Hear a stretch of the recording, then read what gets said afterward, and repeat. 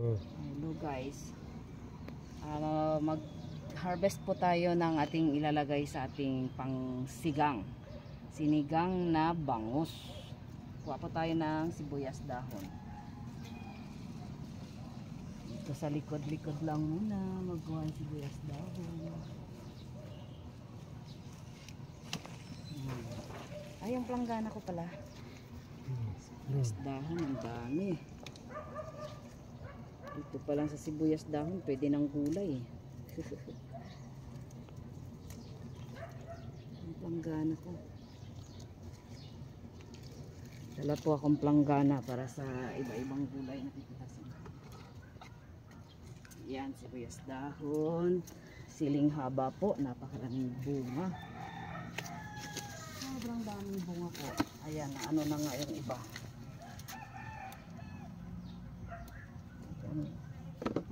Sira na, may na sa ulan-ulan. Pitasin po ng laki, dinuguan tayo.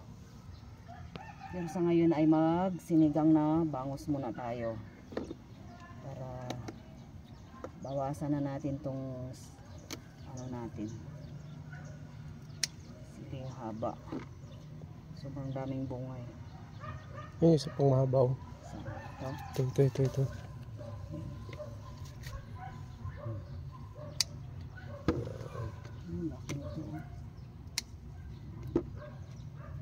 Ganyan lang muna.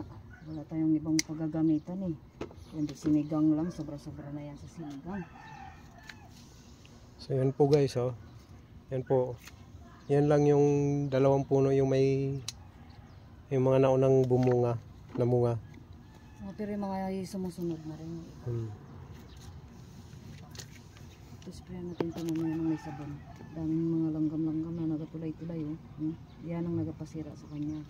Yan Ito guys, yung nagpapasira sa sili. Kapag may ganyan dapat isprayhan na yan. Sa akin po, dahil hindi ako nag-spray ng insecticide, sabon lang po, panlaba. Yan lang po yung tinutunaw-tunaw ko sa tubig para i-spray dyan sa ilalim ng dahon. Ang dami kailangan isprayan to. Sisira yung mga bunga kapag mamaya po babalikan ko yan, isprayan ko.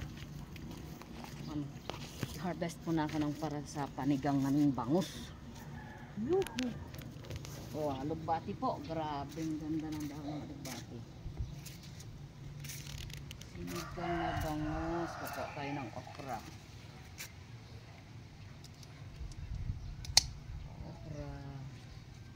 Pinutin ko na po yung okra ko, masyado na po kasing matangkad pa sa akin. Ayan.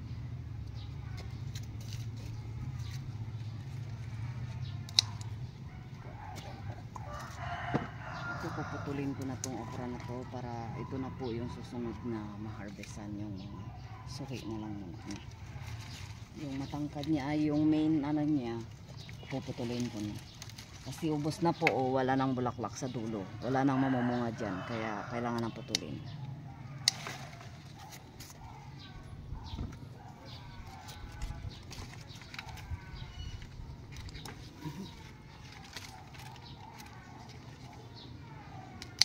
Yan, ang laki ang ganda.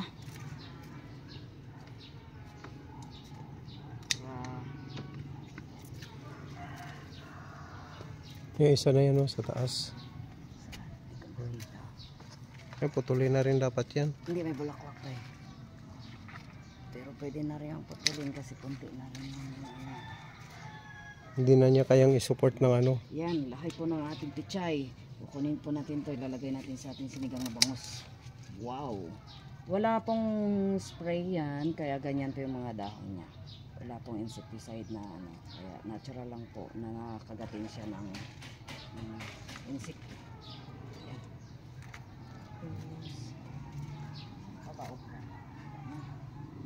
Yan, talong, isang piraso.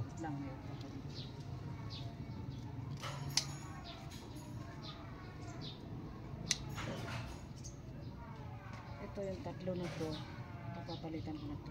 Hindi ko na nga diniligan.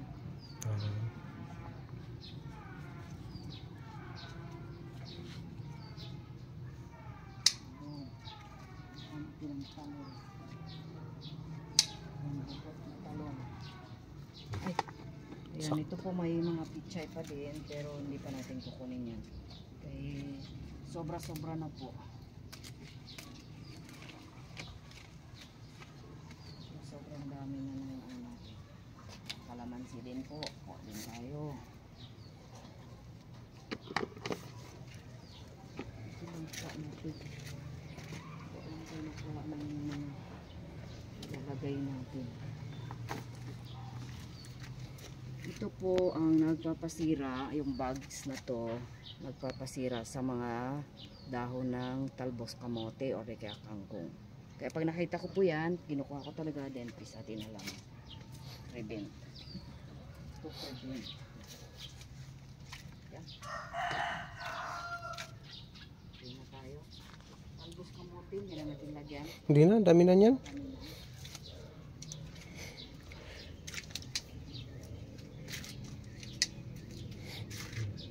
Kasi may kamote tops din po dito, kulay red. Kulay red po natin. Yan, purple po. Ano ba yan? Purple. Ating kamote tops. Pero hindi na raw namin lalagyan dahil masyadong marami na. So yung kamatis natin, oh, malapit nang marami nang may mga bunga. Ito, ayan na, oh. Yan, marami na rin na. Ito nga dapat balutan na to, oh, kasi maunahan na naman ako nito ng ano balutan ko muna yan. Maunahan na naman ako ng Fruit fly.